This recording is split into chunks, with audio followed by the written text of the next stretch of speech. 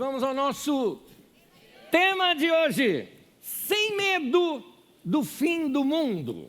Tema importantíssimo para esse tempo que nós estamos vivendo, onde tem surgido muitos dos profetas do medo e amedrontado tanta gente. Mas deixa eu te colocar o contexto em que eu estou falando isso.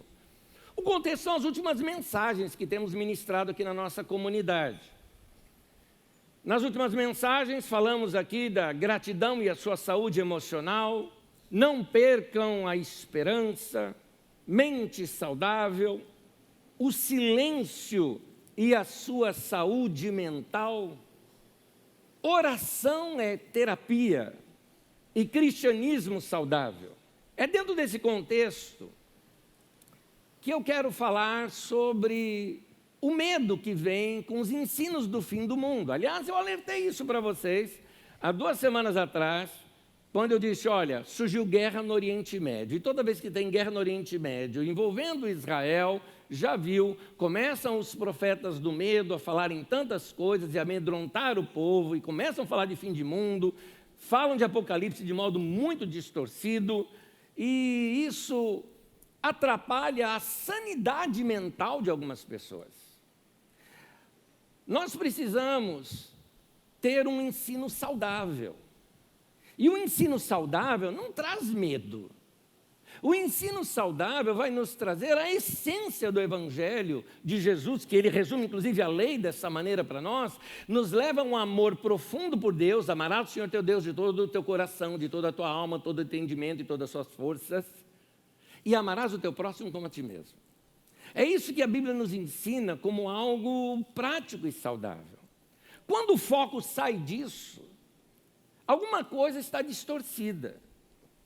Porque o Evangelho nunca foi para nos causar medo, temor, terror, ou nos deixar inseguros. Isso é coisa, como eu digo, dos profetas do medo. E inventam muitas fábulas. Algumas dessas fábulas são engenhosamente planejadas. Agora, eu preciso alertar isso, especificamente eu estou falando aqui, juntamente com o nosso grupo de pastores, a esta comunidade, para que nós possamos ter um equilíbrio sobre esse pensamento acerca do fim do mundo. O que se ensina hoje em dia? Deixe-me resumir aqui para vocês e já já eu entro aqui no meu ensino de hoje. Hoje em dia se ensina algo, por exemplo, chamado arrebatamento secreto da igreja. Quero te dizer que as Escrituras Sagradas não falam disso. Mas, Anésio, a Bíblia não fala, seremos arrebatados com Cristo nos ares. Sim, e a continuação? E assim estaremos para sempre com o Senhor. Pronto, acabou, está falando do fim de tudo ali. E não de uma série de eventos que foram sendo colocados, recortados daqui, recortados de lá, recortados de acolá, e formando uma nova doutrina. Ensinos esses que, pasmem, por 18 séculos, 1800 anos, nunca foi ensinado no meio da igreja. Nenhum dos pais da igreja ensinaram essas coisas. O que são essas coisas? Por exemplo, baseados nesse ensino, foram feitos livros e filmes muito bem feitos, mostrando o terror das pessoas diante deste evento de um sequestro, um rapto, que é uma tradução errada usada na língua inglesa dessa palavra, um rapto das pessoas, dos crentes aqui da terra, de modo que avião, se o piloto for crente, vai desgovernar e vai cair. Carro, se for crente, ele some e o carro vai bater. E aí as pessoas desesperadas entram num caos. Porque, segundo eles, num determinado momento, sem que a gente saiba, Jesus vem e leva todo mundo. E nesse de leva todo mundo, que as pessoas desaparecem, entram-se 7 anos de grande tribulação na terra. Alguns colocam isso depois de 3 anos e meio. Variam entre as doutrinas ali deles. E o que acontece? Vem o anticristo. E o anticristo massacra a terra, faz um governo único na terra. Depois disso, depois de 7 anos, nós subimos lá para o céu e ficamos com Jesus. 7 anos depois, Jesus volta. Então já é uma terceira vinda de Jesus, que ele já veio ali até a metade, veio, brecou, voltou para o céu. agora que ele vem inteiro para a terra. E segundo eles, ele vai governar lá em Jerusalém. E nós vamos governar juntamente com ele em cada parte da terra. Meu irmão, você vai ser governador de Carapicuíba, de Osasco, olha que coisa. E nós vamos estar governando aqui na terra. E acontece que, depois desse tempo, teremos 1000 anos de paz do governo de Cristo. E depois desses 1000 anos de paz, finalmente, o anticristo, que estava vivo lá e continua vivo aqui depois de 1000 anos, o anticristo, ele vai juntar um grande exército e vai guerrear contra os santos, lá no Vale do Armagedon, ou Vale de Megido, ou como você queira chamar, Gog e Magog, e esses nomes que o pessoal vai pegando aqui e acolá nas escrituras sagradas e montando essas histórias. E essa guerra será uma guerra deles contra os santos de Deus. Aí eu fico pensando nessa questão da guerra, olha só. Porque se aqui atrás nós somos arrebatados, e para ser arrebatado o meu corpo tem que ser transformado, segundo Paulo em 1 Coríntios 15 nos mostra, que esse corpo não suporta a glória de Deus, então nós seremos transformados. Então se eu fui transformado, eu tenho um corpo igual ao de Jesus, ou seja, esse corpo que atravessa a parede, não foi o que aconteceu depois da ressurreição? Então esse corpo que atravessa a parede e tudo mais, tal, muito bem. Se eu estou aqui na terra agora, dessa maneira, com esse corpo, e vem o pessoal guerrear contra a gente, imagina. O cara vem guerrear com uma espada e joga em você, passa a espada em você, você, né? A espada vai atravessando você e não acontece nada. Bom, Cristo vence mais uma vez, finalmente acabou tudo, e aí de novo tem que subir, por isso que eu chamo de teologia do elevador, porque subiu, desceu, agora subiu de novo, e agora tem que subir de novo, porque céus e terra vão ser transformados, então a gente sobe de novo, aí ele transforma céus e terra, e de acordo com o livro de Salmos, os mansos herdarão a terra, aí a gente desce de novo. Gente, aonde está isso? Tá, mas recorte daqui, recorte de acolá, recorte de acolá, recorte de acolá. Um texto fora do contexto é pretexto. Então vamos colocar os textos dentro dos seus contextos.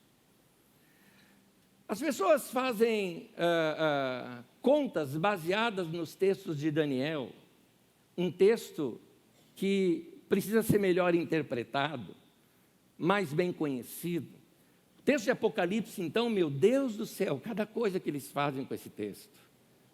Lembro-me anos atrás, quando eu era criança para adolescente e eu queria ir no Play Center.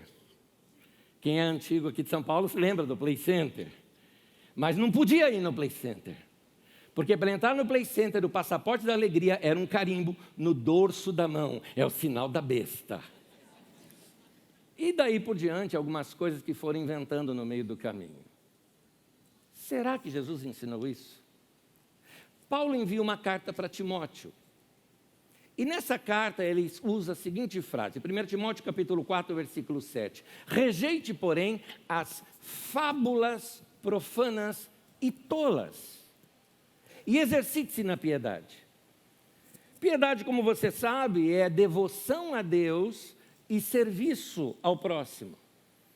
O que Paulo está dizendo é o seguinte: para de ficar enchendo a linguiça ou enchendo a cabeça com essas coisas que só está distraindo a vida da igreja. Vai amar a Deus e vai servir pessoas, é isso, vai se exercitar na piedade. É isso que é para fazer. O ensino saudável é um ensino equilibrado que não precisa apelar para o medo ou apelar para as teorias da conspiração. Muitos ensinos hoje sobre o fim do mundo adoecem a igreja, tira-lhes a paz, tira a esperança, causa insegurança, causa medo. O caso é que parece que tem gente que precisa conviver com a perspectiva de uma catástrofe para a vida ter sentido. Uma das coisas que eu fiz, eu resolvi ouvir algumas dessas mensagens que estão muito populares aí na internet, que o povo anda assistindo. Falei, deixa eu ver o que esses caras estão falando. E não falaram nada diferente do que eu ouvia na minha infância, lá na década de 70. Nada diferente.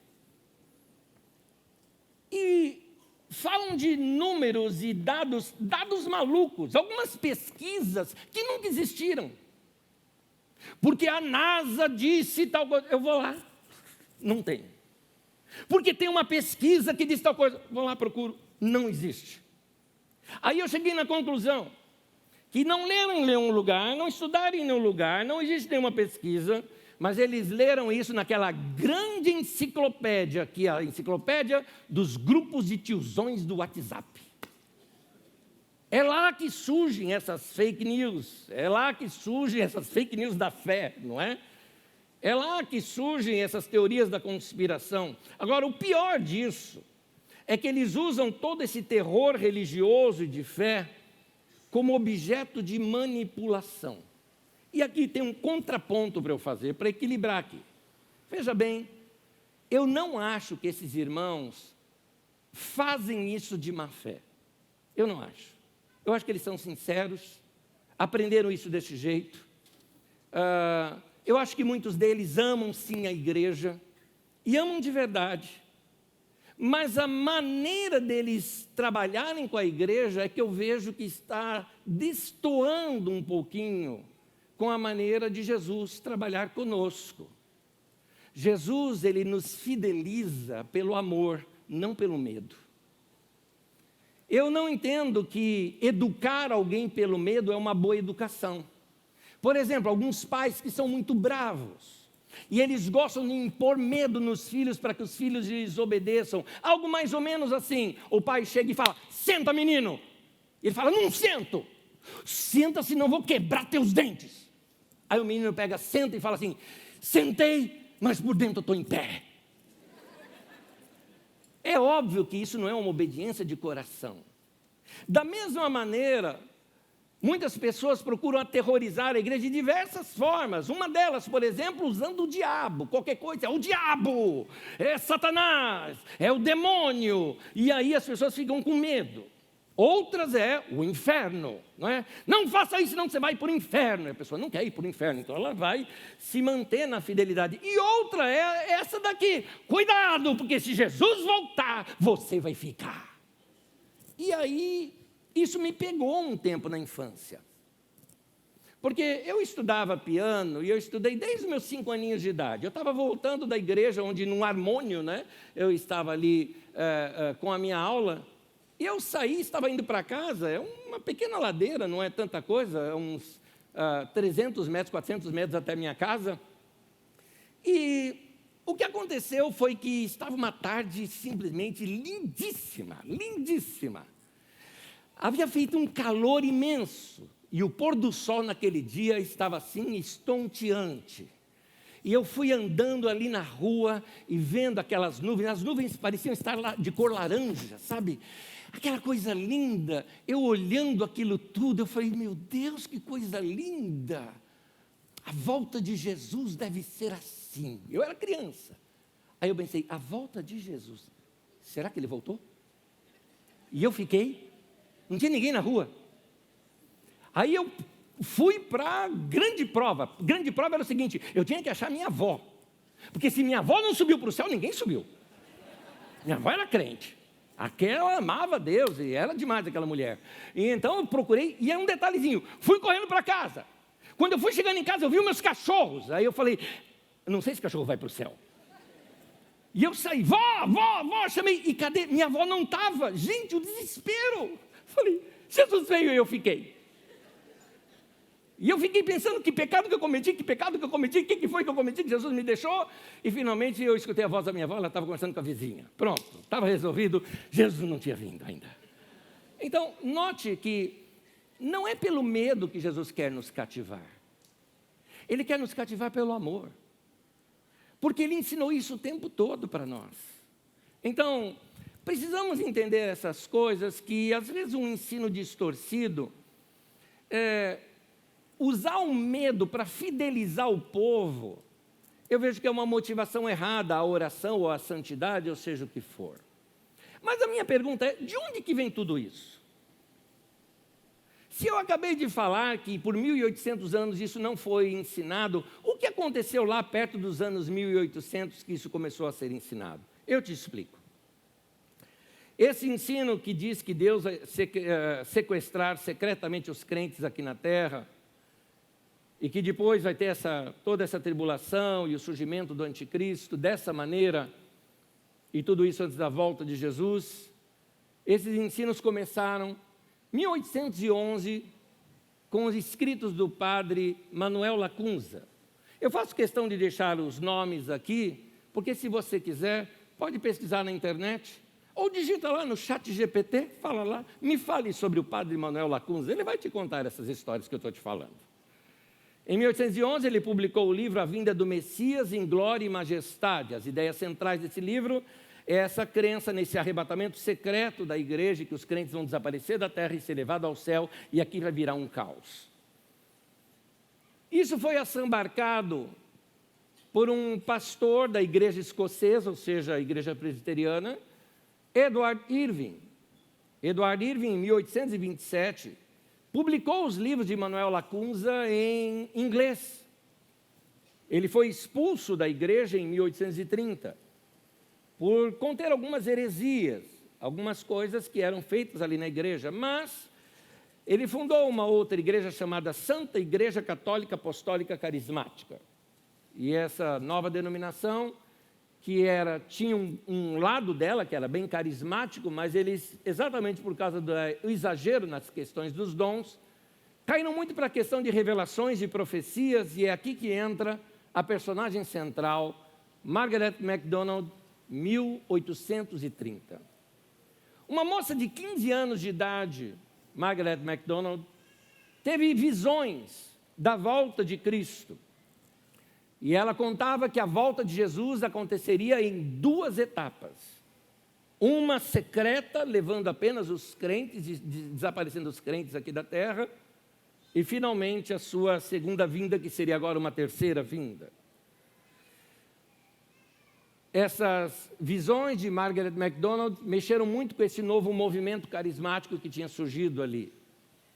Isso se expandiu, foram colocados textos delas no jornal The Morning Watch, que era muito visto por muitos crentes. E a mistura desses temas sobre dons espirituais e os seus ensinos e a teologia do arrebatamento, divulgada por Edward Irving, começou a ser bem aceita alguns anos depois, quando surgiram os primeiros movimentos, chamados movimentos pentecostais, no início do nosso século, de Azusa em diante, 1904, 1906. Ainda em 1800, surgiu um homem chamado William Miller. William Miller foi um homem que, em 1840, ele fez estudos da Bíblia baseando-se nos livros de Daniel e no livro do Apocalipse. E a partir daí começou a fazer contas de quando Jesus voltaria. O que me chama a atenção é o tipo de interpretação que esse pessoal faz no livro de Daniel. A propósito, se você se interessa em conhecer melhor o livro de Daniel, uma das melhores formas é você estudar primeiro o lado histórico do livro. Quando esse livro foi escrito? Do que se tratava? O que Daniel chamava lá do pequeno chifre, os 3 anos e meio? O que ele se referia a tudo isso? É simples. Basta você chegar na sua casa, entrar no nosso canal do YouTube, ir no nosso Didaquê, procurar esta aula chamada o Império Grego, que ela está pequena aqui, é o Império Grego, a Revolta dos Macabeus e o livro de Daniel. Ali nós explicamos o momento em que esse livro foi escrito e não tem nada a ver com datação da volta de Jesus. E então, esse homem, Miller, ele começou a fazer contas sobre as 70 semanas de Daniel e chegou numa data. Ele começou a afirmar que Jesus viria, no final, entre 1843 a 1844. E aí surge esse movimento, e esse movimento cresceu muito. Lembrando que nos Estados Unidos havia tido alguns reavivamentos. Então muita gente havia se convertido, muita gente era nova convertida. E a partir daí eles viam nesses movimentos uma espécie de novidade, de crescimento. Muita gente se uniu a esse grupo, entendendo que Jesus voltaria. Desde que ele começou a pregar até essa data que ele estabeleceu, dava mais ou menos 10 anos. Muita gente começou a entender que Jesus voltaria. O que aconteceu? Pessoas deixaram de trabalhar. Pessoas começaram a vender seus bens e tudo mais só para se dedicar à evangelização, porque Jesus estava voltando. O que aconteceu? Você já sabe, Jesus não voltou. E então houve uma decepção, mas Miller disse o seguinte: eu errei a conta. E refez a conta baseado num outro calendário judaico, e então ele chega numa outra data. O povo empolgado esperou essa outra data e nada aconteceu. Finalmente surge uma outra data. dado inclusive por um outro irmão, seguidor de Miller. E essa data faz aniversário hoje, 22 de outubro de 1844. Jesus iria voltar. Então o povo abandonou suas casas, todos na igreja, e cantaram, até ficar roucos, porque nada aconteceu. E Jesus não voltou, como você vê. E essas pessoas ficaram tão decepcionadas que esse dia é chamado de o grande desapontamento. O que acontece é que algumas pessoas começaram a ser zombadas por seus vizinhos que não tinham acreditado nessas doutrinas. E apesar de todo esse desapontamento, surgem outros profetas, vamos dizer assim, dizendo: não, Jesus na verdade começou o processo da sua vinda nessa data. E a partir daí muitas especulações surgiram. Alguns movimentos, como a Igreja Adventista, surge desse movimento. Um outro movimento, como os Testemunhos de Jeová, surgem desse movimento também. Inclusive deram novas datas. Os Testemunhos de Jeová colocaram que Jesus voltaria em 1914. Depois colocaram outras 5 datas por aí, eu não me lembro mais todas elas que eles colocaram, e até hoje nada. Mas, depois de passado muito tempo, diz que lá em 1914, Jesus veio secretamente, arrebatou alguns crentes, e eles foram só 144 mil que estão lá no céu e que estão aguardando esse tempo que nós estamos vivendo de tribulação e que já já Jesus vai voltar. Enfim, invencionices. Essas invencionices causaram muitos danos na igreja, mas voltaram a causar danos nos nossos tempos, por quê? Em 1859, John Nelson Darby organizou esses pensamentos em forma de teologia. É um dos criadores do que a gente chama de dispensacionalismo. Ele separou os anos todos da humanidade em 7 dispensações, 7 períodos de maneiras diferentes de Deus trabalhar. Baseado nisso, anos depois, em 1909, tem um homem chamado Scofield, que publicou a sua Bíblia de Estudo. Gente, não existia Bíblia de Estudo, era uma grande novidade. Foi até alguns amigos deles, banqueiros, que financiaram tudo isso, e essas Bíblias se distribuíram em muitos lugares. Eu tinha uma dessas Bíblias, a Bíblia Scofield. E elas trouxeram esses estudos todos organizados de forma teológica. Mas aqui um lado, que eu vou considerar assim, tem um lado bom aqui. O lado bom é que esse pessoal tinha uma paixão muito forte pela questão de missões. Temos que evangelizar o mundo. Criaram agências missionárias. Abriram novas igrejas, conferências. Agora, isso tudo era uma paixão que eles tinham por Deus, mas levavam essa doutrina junto. E juntamente com essas agências missionárias, saíram os missionários pelo mundo inteiro pregando esse tipo de doutrina. E foi assim que colonizaram o Brasil. Foi dessa maneira que essas doutrinas chegaram aqui no Brasil, de modo que parece que quando a gente fala contra isso daqui, parece que nós é que somos hereges. Mas a coisa ficou mais ainda forte em 2 momentos. Um foi na década de 70. Em 1970, Hal Lindsey escreveu um livro, A Grande Agonia do Planeta Terra. E esse livro era lido nos seminários teológicos, lido por pastores, e eles falam muito dessas coisas, traduzindo ou colocando muitos textos de Apocalipse ao pé da letra. A propósito, se você quiser entender o livro de Apocalipse, quando ele foi escrito, por que ele foi escrito, na verdade não é um livro que fala do fim do mundo, é um livro de consolo por uma igreja que está sendo perseguida, por isso ele está todo em código. Se você quiser, tem uma aula no dia daqui que trata especificamente sobre o texto do Apocalipse. Então, mas continuando aqui. Depois disso, já tinha aquietado um pouquinho essa questão do fim do mundo, quando vai chegando os anos 2000. Os anos 2000 despertou tudo isso no povo novamente. 2 momentos aqui recentes nós passamos. Um foi no ano 2000, o outro foi em 2012. No ano 2000, o pessoal falava do tal bug do milênio. No 2012 era o calendário Maia. Lembram-se disso? Nos anos 2000, por exemplo, existiram pessoas que começaram a falar que Jesus voltaria no ano 2000, inclusive citando um texto como sendo bíblico que nunca foi escrito na Bíblia Sagrada. Eles diziam, está escrito, de 1000 passará, 2000 não chegarás. Está escrito onde, gente? Não tem isso na Bíblia. E eu vi gente falando isso.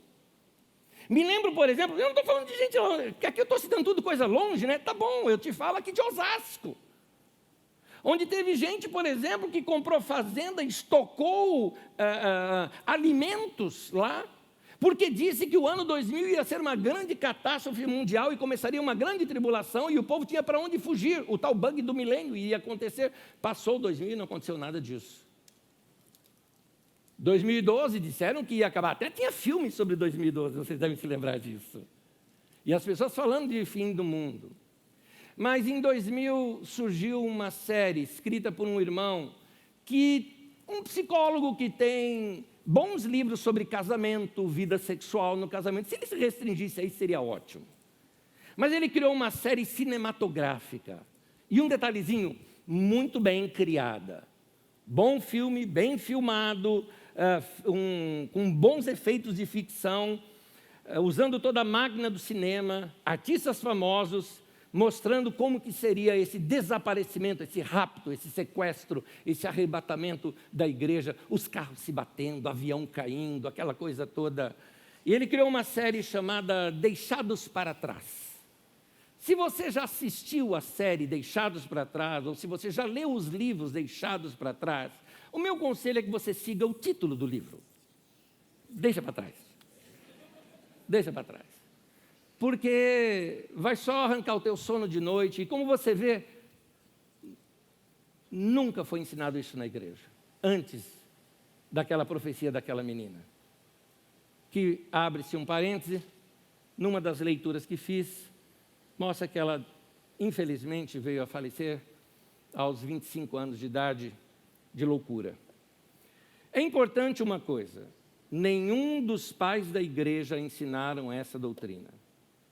Isso nunca foi ensinado. Quem são os pais da igreja? Todos aqueles que escreveram após os apóstolos, que praticamente procuraram doutrinar a igreja ao longo dos séculos. Desde o século II até o século VIII, você não encontra nenhum dos escritos desses. E talvez você esteja perguntando, tá bom, né? Você falou o que não é, mas o que é? Quando vai ser o fim dos tempos? Vocês querem que eu dê uma data? Quando vai acontecer o fim dos tempos? Eu diria, não é melhor a gente perguntar para Jesus? Porque Jesus falou sobre isso. E quando nós lemos Jesus, ele vai numa direção bem diferente de todas essas daí. Vamos ver o que o próprio Jesus disse quando os discípulos perguntaram para ele, será nesse tempo que o Senhor vai restaurar o reino de Israel? Ou seja, o Senhor vai voltar e resolver tudo? Olha o que Jesus responde, Atos capítulo 1, versículo 7. Jesus lhes respondeu, não compete a vocês saber os tempos ou as datas que o Pai estabeleceu pela sua própria autoridade. Meu irmão, não é para o nosso bico. É isso que Jesus está falando. Esse não é um assunto para nós sabermos. Mas eu gosto dessa expressão, que o Pai estabeleceu pela sua própria autoridade. Sabe o que Jesus está querendo ensinar? Está querendo ensinar o seguinte para você, meu querido, para de se preocupar com isso. Porque na sequência do texto, ele fala assim para os discípulos, mas vocês receberão poder ao descer sobre vocês o Espírito Santo. E vocês vão ser minhas testemunhas. E ele conta que a igreja se espalhar por toda a terra. O que Jesus está ensinando, falou, por que você está preocupado com o fim do mundo? Vai viver, indivíduo. Vai amar a Deus, vai amar o próximo, vai pregar o Evangelho. Vai viver a vida que eu já te dei, eu vim para vocês terem vida e vida abundante, eu deixo-vos a paz, a minha paz vos dou. Ele fala tudo isso e vocês estão aí preocupados com o fim do mundo? O fim do mundo está nas mãos do Pai, ninguém sabe quando vai ser, fica tranquilo, o Pai sabe o que faz, é isso. Mais uma vez isso aparece, por exemplo, nos Evangelhos, no livro de Marcos, capítulo 13, versículo 32 ao 37, diz assim, quanto ao dia e a hora, ninguém sabe. Então, se alguém teve revelação, ninguém sabe, Jesus disse, nem os anjos do céu, nem o Filho, nem o próprio Jesus, nem o pastor da tua igreja, nem o profetão lá que falou que sabe, nem ele, senão somente o Pai. Então, meu querido, você não precisa ficar preocupado. Vai viver. Vai praticar o que Jesus já te ensinou. O que passar disso é invencionice. 2 Pedro, capítulo 1, versículo 16. Olha o que diz esse texto. De fato, não seguimos fábulas engenhosamente inventadas quando falamos a vocês a respeito do poder e da vinda de nosso Senhor Jesus Cristo. Meu irmão e minha irmã, eu acho interessante que a Bíblia nunca mandou a gente ter medo do fim do mundo. Eu devia ter colocado esse texto aqui. Tem um texto que Paulo fala sobre paz a todos aqueles que amam a sua vinda. O que a Bíblia nos ensina é nós amarmos isso. Eu amo tanto ao meu Deus que eu não fico aguardando. Quando será esse dia, quando nós estaremos para sempre com o Senhor? Quando a Bíblia fala que seremos elevados nas nuvens e assim estaremos para sempre com o Senhor. Seremos arrebatados com Ele nos ares e assim estaremos para sempre com o Senhor. Acabou, é o fim, é a vida eterna com Deus. Vai ser um tempo maravilhoso, mas enquanto esse tempo não chega, o que nós vamos fazer? Nos dedicar à piedade.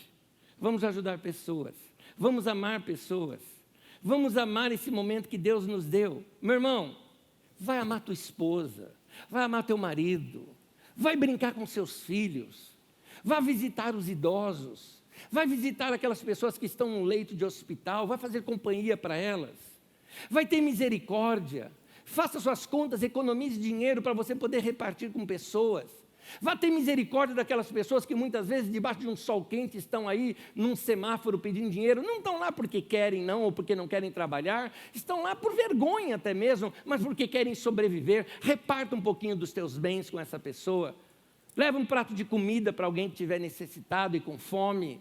É isso, vai viver, meu irmão, vai viver, vai abraçar, vá pregar o Evangelho, vai ensinar as Escrituras para alguém, vai contar histórias para os seus filhos à noite, vai viver. E quanto ao fim do mundo, está nas mãos do Pai, Ele sabe o que Ele vai fazer. Amém? Esse ensino apocalíptico moderno, ele gera algumas coisas na igreja que a gente precisa orientar, são perigos. São dois deles, eu não vou me prolongar muito, mas eu quero falar dois deles. O primeiro, um ensino desequilibrado gera alienação. Uma das coisas que esse ensino provoca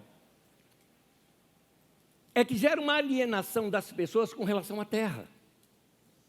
Por exemplo, nenhum desses movimentos apocalípticos falam, por exemplo, sobre ecologia. Ecologia para eles é coisa do capeta, é distração, é modernismo. Mas eu quero te dizer uma coisa, a Bíblia nos ensina a cuidar do planeta. Foi Deus quem criou essa terra, e Deus colocou sobre nós essa responsabilidade de cuidar dessa terra. É como se você, por exemplo, tem seus filhos pequenos, e um dia você e sua esposa precisam sair, e seus amigos falam, deixa eles aqui em casa, a gente cuida deles. O que você está fazendo? Está confiando os seus filhos na mão dos seus amigos, para que eles cuidem dele muito bem para você. Pois bem, Deus criou esse mundo, criou a terra, e colocou a terra na nossa mão para dizer, cuida dela. Quando Ele fez ali o jardim do Éden, você começa lá nas Escrituras, o que Deus faz ali? Colocou o homem para cuidar ali da terra. Olha, por exemplo, esse texto de Salmo 115, versículo 15 e 16, diz, sejam vocês abençoados pelo Senhor que fez os céus e a terra. Os mais altos céus pertencem ao Senhor, mas a terra, diz um outro texto, Ele a deu. Aqui diz, Ele a confiou ao homem. Deus confiou a terra nas nossas mãos. Meu irmão, você é responsável pela sua parte do bem-estar desse planeta. Você é responsável. Em outras palavras, meu irmão, jogar lixo na rua é pecado. Tá bom? Sim, papel de bala também. Chiclete mais ainda, porque gruda no pé da gente. Você tem que cuidar. Você tem que zelar. É interessante como os hebreus tinham um grande apego com relação à terra. A grande promessa era a terra prometida. No grande momento de Moisés, ali diante da sarça ardente, o que Deus fala? Tira a sandália dos pés, pisa no chão, sente a terra. Há essa relação com a terra. Deus deu a terra para nós cuidarmos dela. Segundo, então, a primeira coisa, esse ensino desequilibrado gera alienação. Um povo que fala, Jesus está mesmo voltando, não tem nada que cuidar do planeta. Desculpe, idiotice. É nossa responsabilidade cuidarmos desse lugar que é a nossa casa temporária. Precisamos cuidar. E um detalhezinho, não cuidar da terra, não cuidar do meio ambiente é falta de amor ao próximo, que vai utilizar esse meio ambiente que você está desgastando. Então, por favor, meu irmão, aprenda a reciclar, aprenda a cuidar, aprenda a manter os lugares limpos, aprenda a ser educado e elegante nesse sentido. Segundo, um ensino desequilibrado gera uma imagem distorcida de Deus. E essa me preocupa mais ainda. Porque as pessoas passam a ter uma imagem de Deus completamente distorcida. Perderam aquela imagem de Deus que Jesus vem trazer, que é o Deus bondoso, perdoador, amoroso. Eles passam a ter aquela imagem de Deus do profeta Jonas. Lembra-se do profeta Jonas? O profeta Jonas, a história dele, resumindo aqui para você, Deus chega para ele e fala, Jonas, vai evangelizar Nínive. Eu quero que eles se convertam. E o Jonas fala, Nínive? De jeito nenhum. Jonas queria dizer, eu quero que eles se danem. Por quê? Nínive era a capital da Síria. A Síria foi um império poderosíssimo que invadiu muitas vezes Israel, que é o reino do norte, onde Jonas era profeta, e ali destruiu muitas cidades. Realmente os ninivitas, ou no caso aqui, os assírios, eles eram violentos. E Jonas assim, não quero que esse povo se converta. Tanto que Deus falou, vai para Nínive. Ele pegou e foi para Tarsis, para o outro lado. A história você já conhece. Estava no barco, começa uma tempestade, o povo do barco, cada um começa a orar ao seu Deus, dizendo, tem algum Deus que está bravo, e tiraram sortes, e o Deus bravo era o de Jonas. E jogaram Jonas no mar, você conhece a história, um grande peixe vem, engole o Jonas e joga depois. Jonas era tão ruim que nem o peixe aguentou e vomitou Jonas. E Jonas foi parar na beira da praia. Veja bem, ele não foi para Nínive. Nínive não tem praia. Nínive era lá em cima, 1000 quilômetros de distância, tá? O peixe não pegou e vomitou Jonas lá. Não. Então, Jonas teve que ir andando até Nínive. Deu um jeito de chegar lá. Quando Jonas chega em Nínive, o que ele faz? Prega naquela cidade sem vontade nenhuma. Só saiu falando porque Deus mandou. Mais ou menos aquele menino. Eu estou sentado por dentro, eu estou em pé. Jonas estava assim, estou pregando porque o Senhor mandou. E o que acontece? Os ninivitas se convertem. E o que acontece com Jonas? Ele fica bravo com Deus. A frase que ele usa é assim, eu sabia que o Senhor é misericordioso e bondoso. Note, ele não queria um Deus misericordioso e bondoso. Ele queria um Deus que esmaga seus inimigos. É isso que ele queria. Como muita gente, por exemplo, faz hoje no meio evangélico. O cara saiu do emprego, a empresa mandou embora, falou, eles vão pagar pelo que eles fizeram com um servo de Deus. Deus vai pesar a mão naquele lugar, porque meu Deus é fiel. Gente, isso é macumba. Isso é feitiçaria. Isso não é evangelho. Isso não é oração. Então, queridos, muitas pessoas querem esse Deus iracundo, esse Deus bravo, esse Deus mal-humorado, esse Deus que ama os que são seus, mas odeia os que não são. Uma leitura equivocada da Bíblia cria uma ideia equivocada de Deus. E aí o que acontece? Para alguns cristãos, por causa desses ensinos, eles começam a se alegrar quando vêm surgindo guerras e catástrofes, porque vem nelas um sinal de Deus. Uma leitura equivocada, tanto de Mateus 24, quanto de Apocalipse, faz com que gente fique aguardando tragédia, sendo ela um sinal de Deus julgando os ímpios. Mas, Anésio, a Bíblia não diz. Quer ver uma coisa? Tem muita gente que fala, por exemplo, o seguinte, que, olha, essa frase não está na Bíblia, gente. E eles dizem assim, Israel é o relógio de Deus.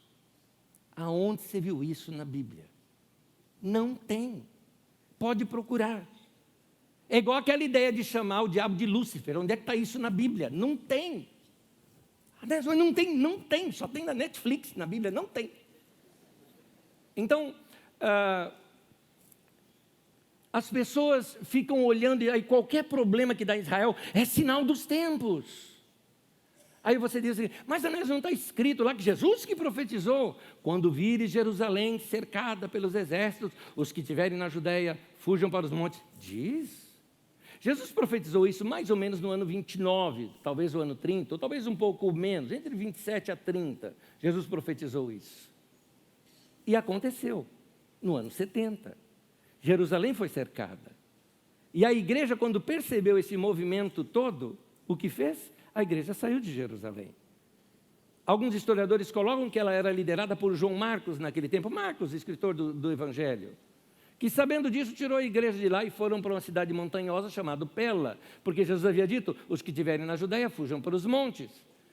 Quando Jerusalém foi destruído no ano 70 pelo general Tito, lá de Roma, que se você for lá em Roma tem até hoje o arco de Tito, o que acontece é que não havia nenhum cristão naquele lugar. Porque os cristãos saíram porque Jesus havia profetizado. Então, essa profecia já se cumpriu. Não tem por que a gente ficar agora olhando lá para Israel como se qualquer guerra que surgir lá, é o fim do mundo. Meu irmão, eu vou jogar muito bem para você agora. Como Paulo dizia, tá? Paulo dizia isso na carta aos Coríntios, agora sou eu que estou me apropriando disso. Falo eu e não o Senhor, tá? Estou falando de mim, Anésio falando. Meu irmão, eu espero viver muitos anos de vida. E espero que meus filhos vivam muitos anos de vida. E espero que meus netos vivam muitos anos de vida. E vou dizer uma coisinha, ainda quando os meus netos ou bisnetos estiverem velhinhos, lá no Oriente Médio, vai continuar tendo guerra. Porque aquele povo briga o tempo todo. E aquela situação que a ONU fez lá, dificultou tudo. Então as guerras vão sempre existir. Agora a gente fica falando que porque saiu guerra lá é fim do mundo, meu irmão. O que Jesus disse? Ninguém sabe os tempos e as épocas. Só o Pai sabe disso. Mas as pessoas têm uma imagem errada de Deus. Como se Deus tivesse que julgar agora os seus inimigos. Como é que Jesus apresentou o Pai para nós? Ele apresentou como um Deus que ama a todos. E da mesma forma, nós temos que amar a todos assim como Ele. Numa guerra a gente não toma partido. Aliás, o nosso partido é desejamos o fim da guerra.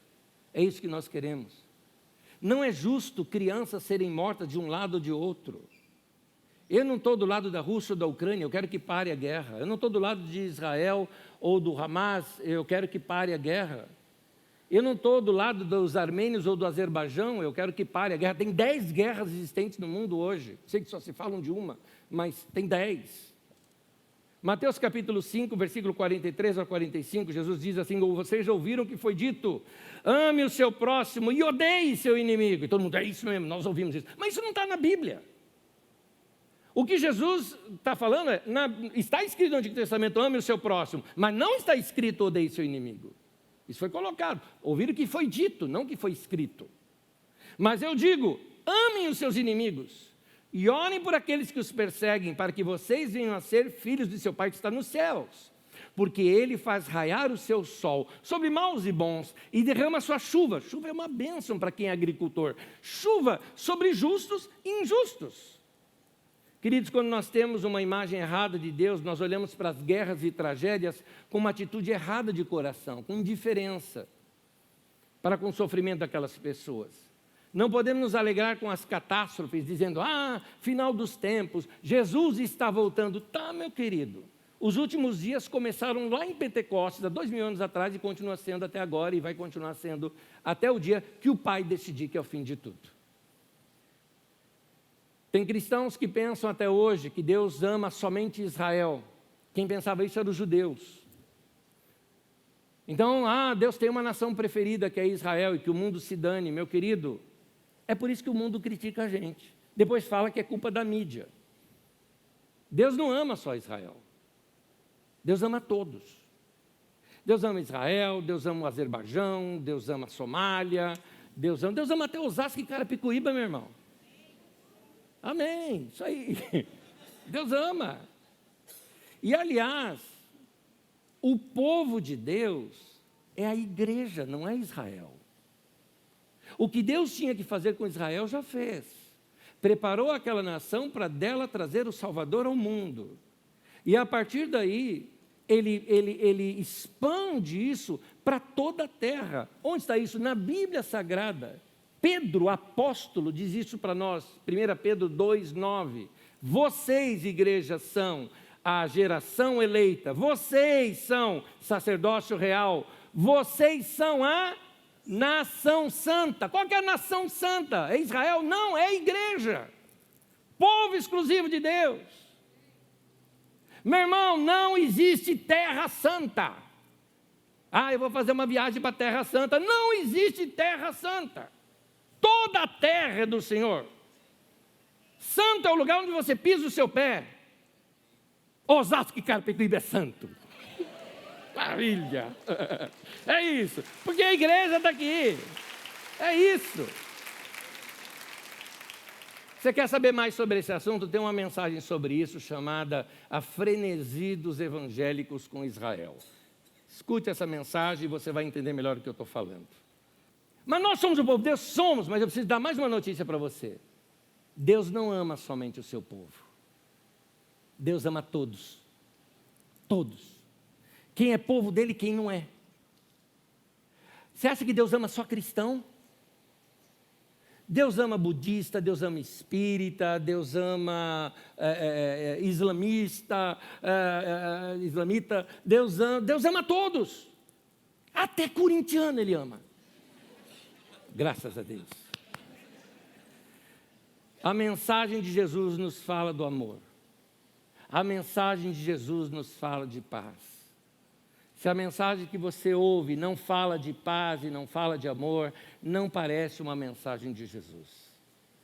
Então nós precisamos entender esse amor de Deus. E eu quero terminar pedindo você ficar em pé comigo, por gentileza. E nós vamos ler o último texto.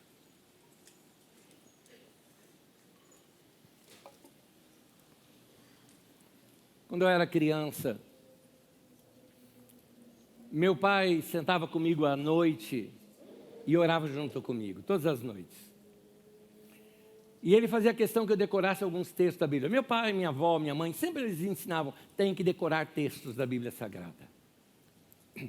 O primeiro, que eu acho que toda a igreja nossa lá do bairro sabia de cor, era esse.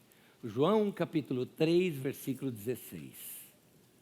Mas eu quero ler com vocês o 16 e o 17 juntos. E eu vou pedir que vocês leiam junto comigo agora. Vamos ler juntos? Comece, junto comigo. Deus amou o mundo de tal maneira que deu o seu único Filho, para que todo que nele crer não pereça, mas tenha a vida eterna.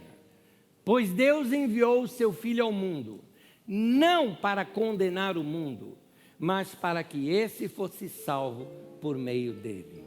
Note essa expressão. Deus amou o quê? Israel de tal maneira? Não. Deus amou a igreja de tal maneira? Não.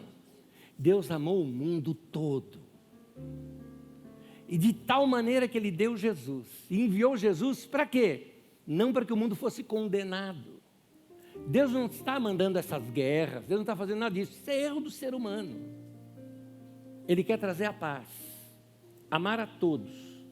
E como disse Paulo, ele quer que todos se salvem e cheguem ao pleno conhecimento do Filho de Deus. Vamos pregar o Evangelho, gente. Para de ficar preocupado com o fim de mundo, com isso, com aquilo. Vai viver, meu irmão. Vai falar do amor de Deus. Vai pregar o amor de Deus. Vá pregar com as suas atitudes o amor de Deus. É esse amor de Deus que constrangeu o nosso coração. O amor de Deus que te alcançou, meu irmão. O amor de Deus que te salvou. O amor de Deus que perdoou os teus pecados. Vai falar desse perdão que você recebeu dele. Vai pregar isso para outras pessoas. E a vinda de Jesus? Eu aguardo a vinda de Jesus com toda expectativa. Eu espero mesmo esse dia que ele vai se manifestar. Não vai ser secreto. O mundo todo vai perceber, o mundo todo vai ver. Vai ser o fim de tudo. Mas isso está nas mãos do Pai. E o Pai é que sabe como é que vai ser isso. Enquanto isso, vai viver. Amém? Põe tua mão no peito, quero orar com você. Senhor, que a tua mensagem traga paz e equilíbrio a nosso coração e às nossas mentes. Que possamos conhecer melhor esse Deus amoroso que o Senhor é e falar desse amor do Senhor que o Senhor tem por todos. Que sejamos canais desse amor, que experimentemos esse amor e que possamos repartir desse amor com todos ao nosso redor. Que a tua paz guarde o coração e a mente de todo o teu povo. Em nome de Jesus. Amém e amém. Ao nosso Deus.